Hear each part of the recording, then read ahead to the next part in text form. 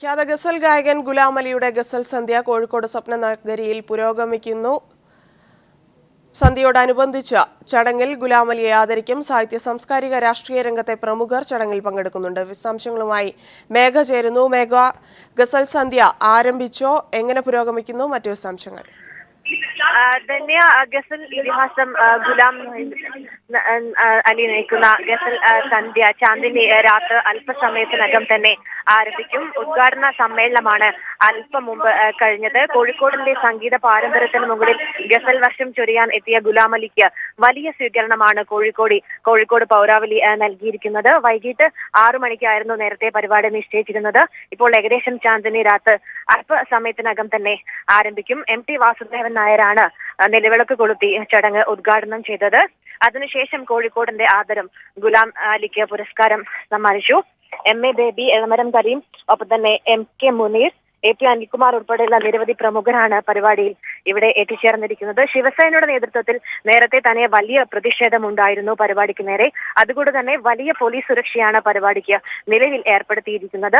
400ഓളം പോലീസുകാർ, ഒപ്പം തന്നെ കനത്ത സുരക്ഷയിലാണ് പരിപാടിയിലേക്കുള്ള എൻട്രി ഉൾപ്പെടെ നിശ്ചയിച്ചിരിക്കുന്നത്. വലിയ ജനസഞ്ചയം തന്നെയാണ് ഇവിടെ കോഴിക്കോട് സ്വപ്ന നഗരി ഇപ്പോൾ സാക്ഷ്യം വഹിച്ചുകൊണ്ടിരിക്കുന്നത് എന്ന് തന്നെ പറയേണ്ടിയിരിക്കുന്നു. നേരത്തെ ശിവസേനയുടെ നേതൃത്വത്തിൽ ചെറിയ തരത്തിലുള്ള പ്രതിഷേധം സ്വപ്ന നഗരിക്ക് പുറത്ത് ഉണ്ടായി. പാകിസ്ഥാന്റെ പതാക ഉൾപ്പെടെ കത്തിച്ചുകൊണ്ടായിരുന്നു അവരുടെ പ്രതിഷേധം. എങ്കിലും അത് ഒരു തരത്തിലും പരിപാടിയെ ഗുലാം അലിയുടെ ഗസലിനെ ബാധിച്ചിട്ടില്ല എന്ന് തന്നെ പറയേണ്ടിയിരിക്കുന്നു. ധന്യ, ബാർക്കോഴ കേസിൽ വിജിലൻസ് മലക്കം മറിയുന്നുവെന്ന് പിണറായി വിജയൻ.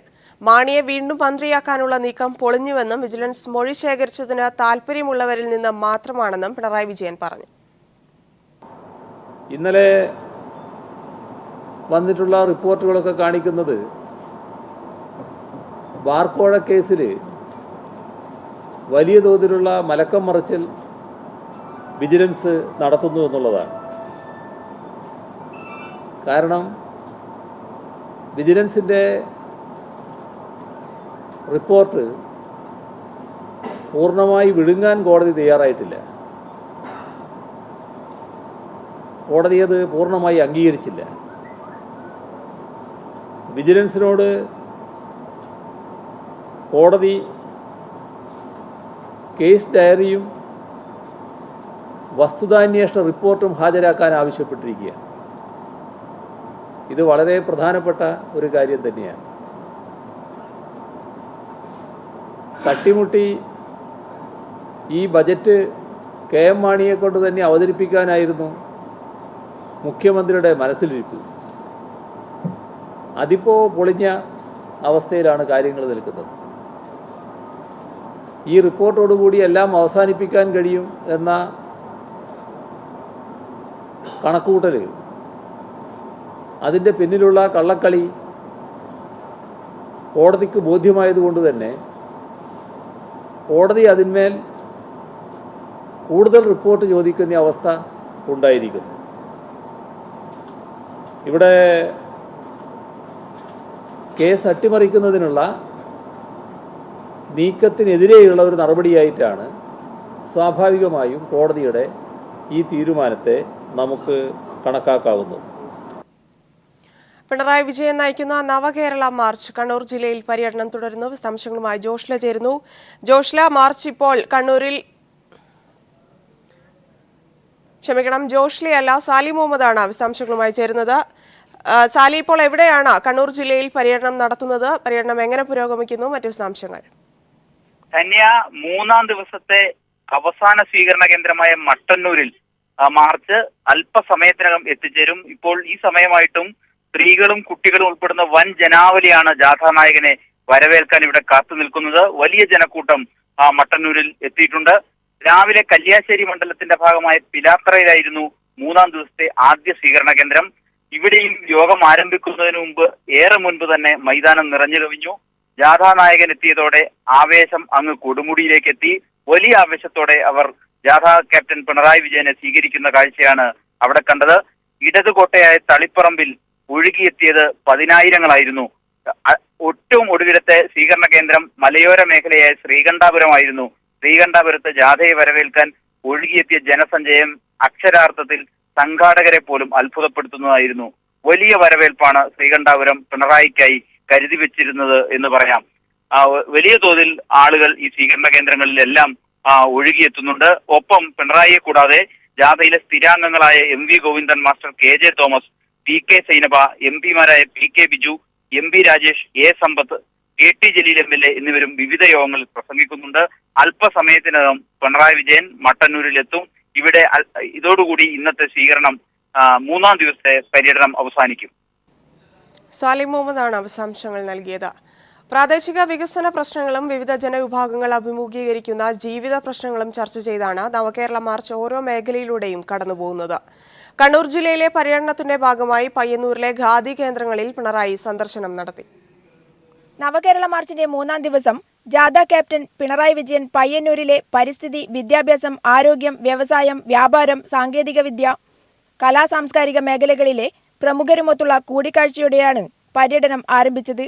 എല്ലാ മേഖലകളും അഴിമതിയിൽ മുങ്ങിക്കുളിച്ചിരിക്കുന്ന സാഹചര്യത്തിൽ പുതിയ കാലത്ത് സമൂഹത്തെ അഴിമതിയിൽ നിന്നും മുക്തമാക്കാനും എല്ലാ മേഖലകളെയും അഴിമതിരഹിതമാക്കി മാറ്റാനും നാടിനെ പുരോഗതിയിലേക്ക് നയിക്കാനുമുള്ള നിർദ്ദേശങ്ങളായിരുന്നു വിവിധ മേഖലകളിലെ വിദഗ്ധർ അവതരിപ്പിച്ചത്. പിന്നീട് ശ്രീനാരായണ ഗുരുവിന്റെ അവസാന ശിഷ്യൻ ആനന്ദതീർത്ഥർ സ്ഥാപിച്ച ആനന്ദാശ്രമത്തിലും പിണറായി സന്ദർശനം നടത്തി. സാമൂഹ്യ നവോത്ഥാനത്തിന് മുഖ്യ പങ്കുവഹിച്ച ആനന്ദതീർത്ഥരുടെ ആശ്രമം പിന്നോക്ക വിഭാഗങ്ങളിലെ കുട്ടികളുടെ വിദ്യാഭ്യാസ പ്രവർത്തനങ്ങളുമായി മുന്നോട്ടു പോവുകയാണ്. ശിവഗിരി മഠവുമായും ആശ്രമത്തിനുള്ള ബന്ധം അഭേദ്യമാണ്. AKGക്ക് മർദ്ദനമേറ്റ കാലത്താണ് ആനന്ദതീർത്ഥർ പയ്യന്നൂരിലെത്തുന്നത്. ആശ്രമത്തിലെ അന്തേവാസികളെ പിണറായി വിജയൻ നേരിൽ കണ്ടു.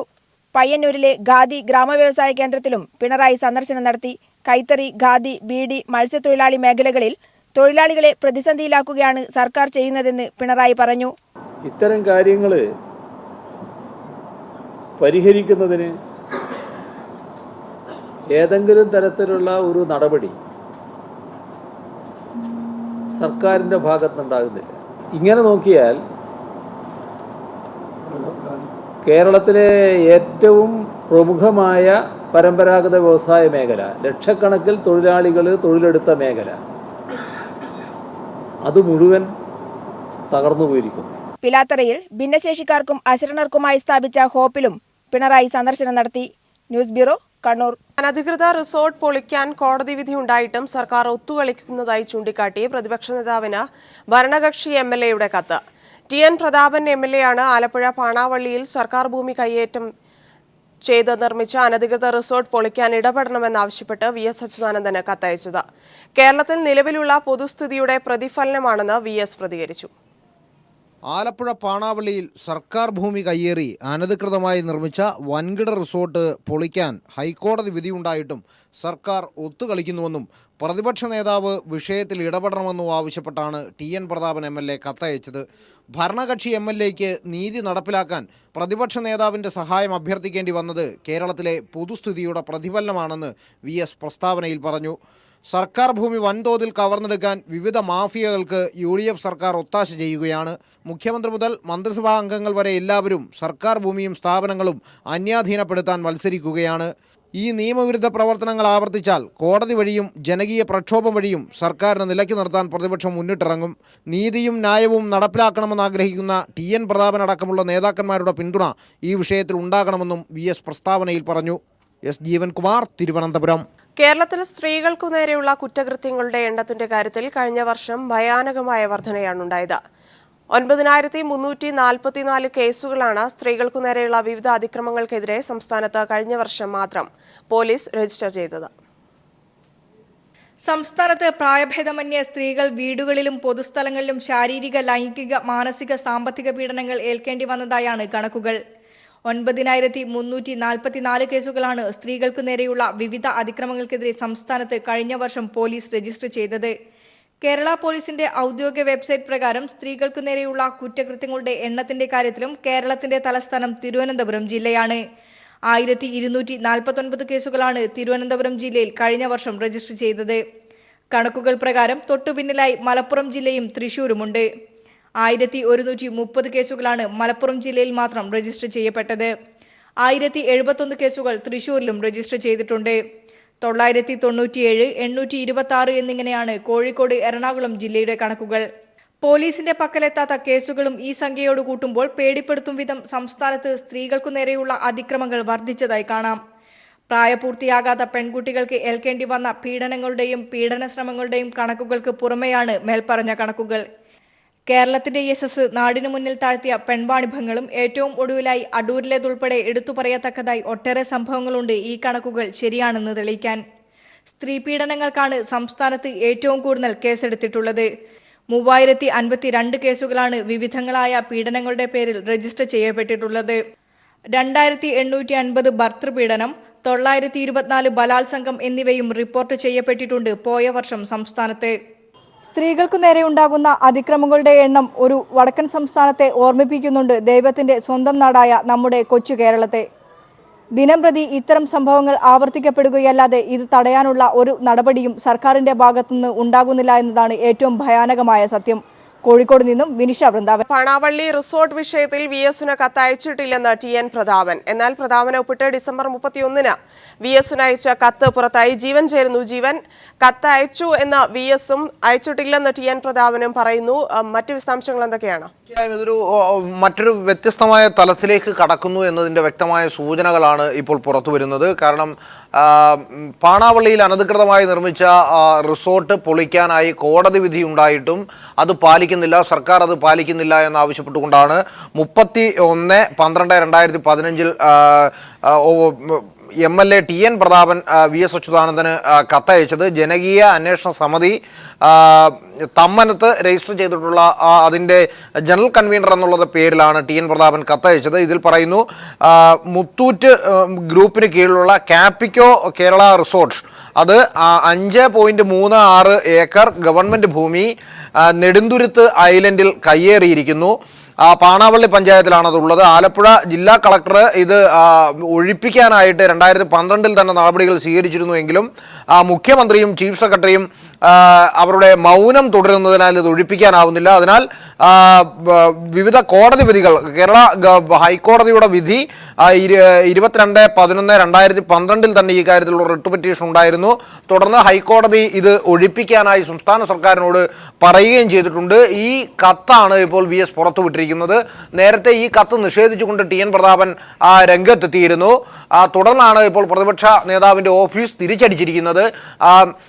നേരത്തെ നമ്മൾ വാർത്തയിൽ കൊടുത്തതുപോലെ സംസ്ഥാനത്ത് നിലവിലിരിക്കുന്ന ഭരണകൂടത്തിൻ്റെ അഴിമതിക്കെതിരെ ഒരു ഭരണകക്ഷി MLA-ക്ക് സംസ്ഥാനത്തെ പ്രതിപക്ഷ നേതാവിനെ ആശ്രയിക്കേണ്ടി വരുന്ന സ്ഥിതിയാണുള്ളത് എന്ന് VS നേരത്തെ പറഞ്ഞിരുന്നു. ഈ കാര്യത്തിൽ TN പ്രതാപൻ അടക്കമുള്ളവരുടെ പിന്തുണ തനിക്ക് വേണമെന്ന് പറയുകയും ചെയ്തിരിക്കുന്നു. പക്ഷേ പ്രതാപൻ കത്തയച്ചതിനു ശേഷം പിറകിലേക്ക് പോയിരിക്കുന്നു. തുടർന്നാണ് കത്തയച്ചിട്ടില്ല എന്ന് പ്രതാപൻ പറഞ്ഞ സാഹചര്യത്തിലാണ് ഇപ്പോൾ കത്ത് തന്നെ പുറത്തുവിട്ടുകൊണ്ട് പ്രതാപനെ രാഷ്ട്രീയമായി അസ്ഥിരപ്പെടുത്തുന്ന തരത്തിലുള്ള നീക്കവുമായി പ്രതിപക്ഷ നേതാവിൻ്റെ ഓഫീസും ഇപ്പോൾ രംഗത്ത് വന്നിരിക്കുന്നത്.